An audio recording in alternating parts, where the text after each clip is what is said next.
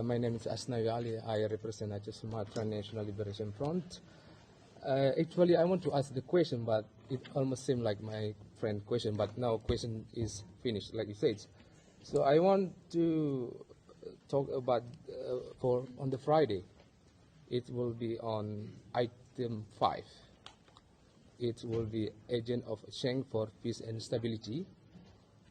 Wawancara Asnawi Ali di kantor PBB, Jenewa, Swiss. Seberapa penting pertemuan ini untuk perkembangan Aceh dari segi politik dan ekonomi? Kalau ditanya tentang seberapa penting, saya kira ini sangat penting ya, karena ini kami berusaha untuk berinvestasi untuk masa depan.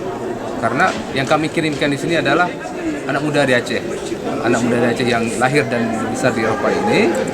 Jadi kami menyadari bahwa perjuangan itu sangat panjang masih. Jadi oleh karena itu kami ingin mendidik anak muda Aceh yang saat ini 2 dari Swedia dan 1 dari Denmark. Nah, itu dari sisi politik. Itu bisa saya katakan bahwa itu masih sangat penting. Kemudian kalau di sisi ekonomi, saya dalam statement saya tadi itu sudah saya katakan bahwa permasalahan perdamaian di Aceh itu belum tuntas. Jadi masih akan ada efek-efeknya, dan ini sudah terjadi di Aceh. Oleh karena itu, kalau dari sisi ekonomi, sebagaimana kita ketahui, instrumen pembangkit ekonomi itu ada investor. Maka kalau mereka melihat Aceh secara komprehensif, bukan parsial, mereka akan mengetahui bahwa Aceh itu belum tentu 100% aman. Oleh karena itu mereka akan berpikir lagi 3-4 kali bahwa untuk melaburkan ataupun berinvestasi di Aceh. Jadi masih tanda tanya itu tentang seberapa pentingnya untuk ekonomi.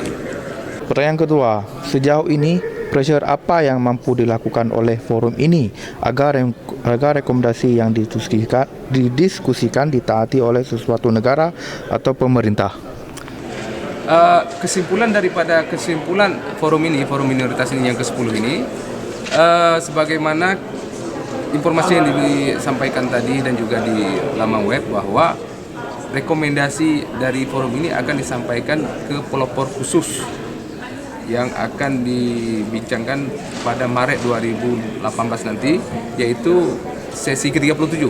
Jadi inti daripada forum ini, kemudian apa yang disampaikan oleh partisipan tadi, peserta tadi, maka dikumpulkan, dan juga hasil dari diskusi tadi itu.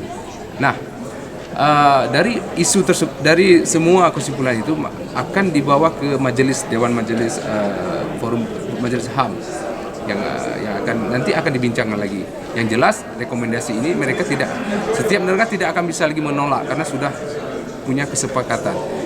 Kalau dikatakan bagaimana pressure itu saat ini terlalu dini, karena kita belum mengetahui lanjutannya di bulan Maret 2018 nanti. Walaupun demikian, kita masih bisa memantau, terutama melalui internet, apa yang sudah menjadi rekomendasi final pada Maret 2018 nanti.